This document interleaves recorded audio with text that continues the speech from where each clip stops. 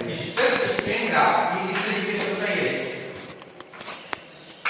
इस side stress रहेगा, ये स्ट्रेन। ठीक, पहला क्या रहता है कि जो स्ट्रेस है वो डायरेक्टली प्रोपोर्शनल टू स्ट्रेन रहता है। ठीक है, तो stress is directly proportional to strain यहां पर। ठीक, फिर इसके बाद क्या है, यहां से चेंज आएगा, कुछ इस तरीके से चेंज होता है और ये इस तरीके से चला जाता है। अब हम हर चीज को बता सकते हैं क्या होगा। यहाँ पर ये चीज क्या है, हमारे पास यहाँ तक क्या है, हुक्स लगेगा, जो पहला यहाँ तक क्या चलेगा, हुक्स लगेगा। फिर इसके बाद क्या होगा, इस पे और प्रेशर पड़ने वाला होगा, स्ट्रेस पड़ेगा।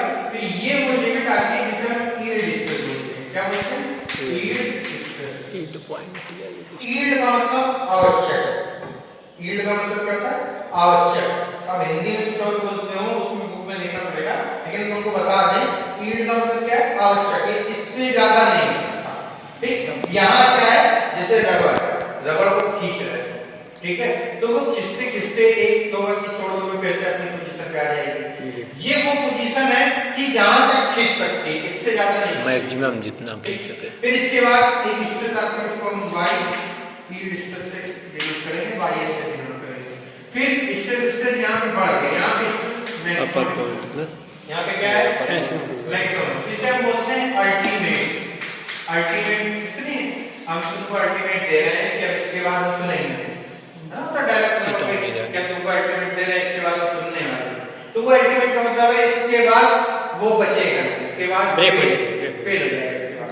तो ये अल्टीमेट स्ट्रेस होता है, जिसे हम बोलते हैं मैक्सिमम स्ट्रेस। देखिए यहाँ पे सबसे ज्यादा मैक्सिमम होगा नहीं होगा।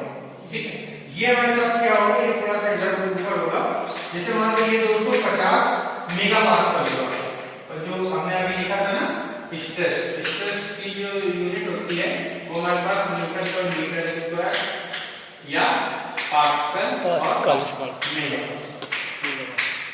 एक पास्कल बराबर 10⁵ न्यूटन पर मीटर स्क्वायर। ठीक है, ठीक, ये एक पास्कल बराबर 10⁵ न्यूटन पर मीटर। तो मान लो मेगा पास्कल में यूज करेंगे, ये इसको हम कंसीडर नहीं करते क्योंकि यहाँ तक हमारा कोई यूज नहीं होता है।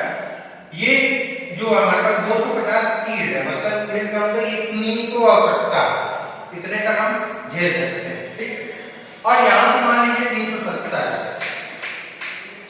ये मैक्सिमम, इसके बाद नहीं होगा, इसके बाद कुछ भी होगा तो वो लास्ट बचता है, और नीचे लिख देते हैं ये फेलियर पॉइंट।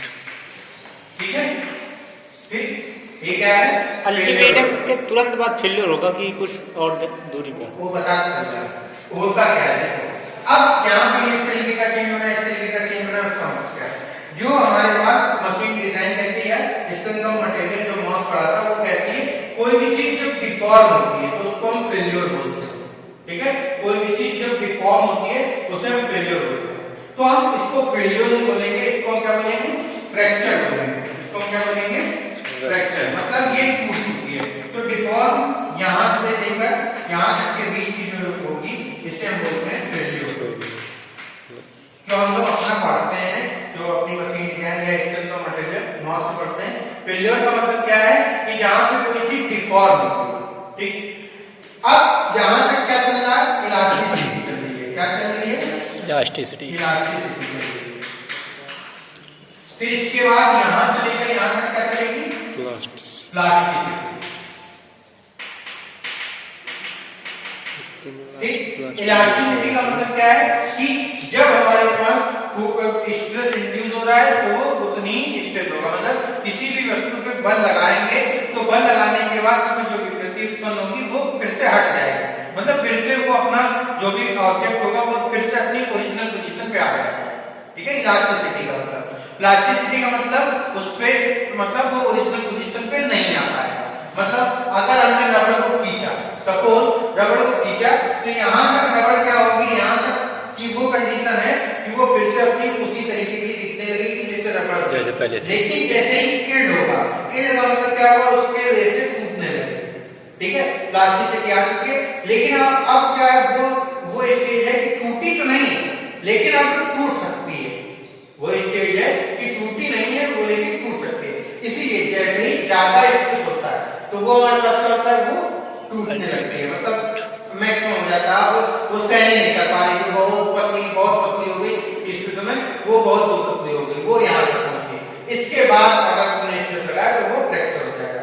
तो फेल्योर इतने से इतने के बीच का है, ठीक है।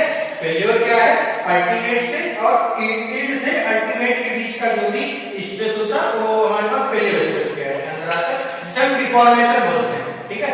डिफॉर्म मतलब कोई भी वस्तु की आकृति चेंज हो जा रहा है, चेंज हो जाए, तो दैट्स मीन डिफॉर्म हो गया, ठीक है। टूटा नहीं है, ये नहीं करें कि टूट गया है, बदल गया है, लेकिन डिफॉर्म हो गया, मतलब जो पहले शेप में था वो पहले जैसा शेप नहीं रहा, तो दैट्स मीन हमारे पास डिफॉर्मेशन ही जो हमारे पास क्या कहलाएगा, उसे हम बोलते हैं फेल्योर बोलते हैं। डिफॉर्मेशन को ही हम क्या बोलते हैं, फेल्योर बोलते हैं, ठीक है, समझ में आया। इसमें एक चीज और एक और स्ट्रेस आता है, एलॉयबल स्ट्रेस। एलॉयबल का मतलब कितना हम यूज कर सकते हैं, इनके बीच का एक ऐसा स्ट्रेस जो बस ये इतना ये बताएगा कि हाँ ये कंसीडर कर सकते हैं। एलॉयबल का मतलब होता है, जैसे मान लो हम अलाइव, मतलब हम ये कहें कि मान लो कोई स्टूडेंट है, वो एलिजिबल है क्लास 3 में पढ़ने के लिए, ठीक है, तो उसके लिए क्लास 2 पास होना चाहिए, ठीक। ऐसा नहीं कि क्लास फर्स्ट नहीं पास होना चाहिए, क्लास 2 पास होना चाहिए। तो ये भी इसमें तो कंसीडर ये भी है ना कि क्लास फर्स्ट पास होना चाहिए। अगर मान लो कोई स्टूडेंट को तीसरी क्लास में एडमिशन लेना है, तो उसके लिए मैक्सिमम कंडीशन क्या है कि 2 में पास होना चाहिए, और दूसरी कंडीशन क्या है, वो 1 में भी पास होना चाहिए। लेकिन ये भी तो कंडीशन है, वो बड़ा होना चाहिए, 5 साल से ऊपर होना चाहिए, इस तरीके की चीजें हैं। तो एलॉयबल का मतलब होता है कि कितनी हम उस जो यील्ड स्ट्रेस और अल्टीमेट स्ट्रेस के बीच का पार्ट, वो एलॉयबल है, मतलब यहाँ तक तो ऑब्जेक्ट को हम कंसीडर करेंगे, उसके बाद नहीं। एलॉयबल का मतलब ये होता है, तो ये एलॉयबल निकाला कैसे जाता है, वो निकाला जाता है फैक्टर ऑफ सेफ्टी। सर ये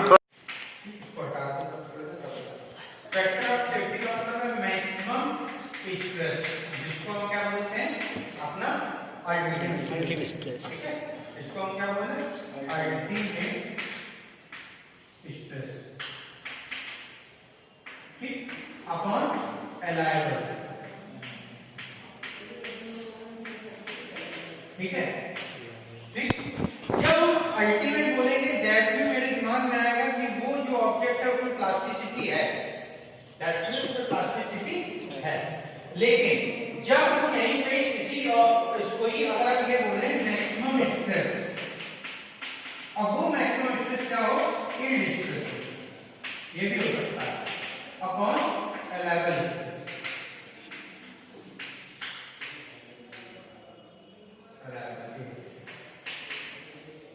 तो वो उसका मतलब क्या है, वो कौन सा ऑब्जेक्ट होगा, इलास्टिसिटी वाला ऑब्जेक्ट होगा, समझ रहे, मतलब इलास्टिसिटी के लिए मैक्सिमम क्या है, यील्ड, प्लास्टिसिटी के लिए मैक्सिमम क्या है, अल्टीमेट। समझ में आई बात, कि कोई भी वस्तु जिसमें इलास्टिसिटी मैक्सिमम हो जाएगी, वहां पे क्या करेंगे, स्ट्रेस पे वो टूट जाएगी, मतलब वो टूट चुकी होगी, उसमें प्लास्टिसिटी आ गई है, अब वो बची नहीं है, इलास्टिसिटी के अंदर का नेचर वो टूट चुका है। लेकिन प्लास्टिसिटी का मतलब टूटना अभी बाकी है, टूटना मतलब बिल्कुल भी टूटना अभी बाकी है, तो वो अल्टीमेट तक पहुंचेगा।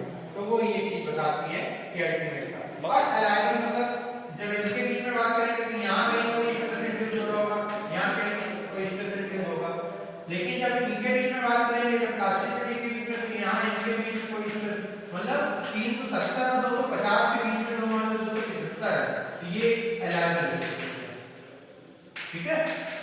और मान लो मैक्सिमम कितना है, 370 बटे 275 कर दिया, तो ये हमारे पास क्या आ गया, फैक्टर ऑफ सेफ्टी आ गया। मतलब फैक्टर ऑफ सेफ्टी वो बताती है कि ये जो चीज है ये अपना मैक्सिमम, इसको जैसे मान लो किसी की फैक्टर ऑफ सेफ्टी 2, ठीक है, फैक्टर ऑफ सेफ्टी क्या है, 2 है।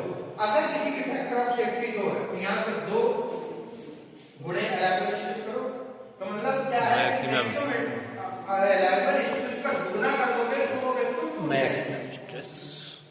इसका मतलब क्या होगा कि एलॉयबल स्ट्रेस का दुगना कर दोगे, मतलब तुम्हारे पास जितना स्ट्रेस दिया जा रहा है, पूछा आपसे क्या कहता है, ज्यादातर फैक्टर ऑफ सेफ्टी पूछी जाती है, इस ऑब्जेक्ट की फैक्टर ऑफ सेफ्टी क्या होगा, तो एलॉयबल स्ट्रेस का मतलब जब हम कोई किसी पे बार-बार फोर्स लगाएंगे तो उसके कारण वो टूट ना जाए, चटक ना जाए, चटकने का मतलब ये कभी चटकेगी जब उसके फोर्स ज्यादा होगा, वही है ना, तो वो स्ट्रेस जहां तक वो सहन कर सकते तो वो अलाइबल है, जहां वो सहन ना कर सकते वहां अल्टीमेट हो जाएगा या यील्ड हो जाएगा व्हेन प्लास्टिसिटी की बात करते हैं।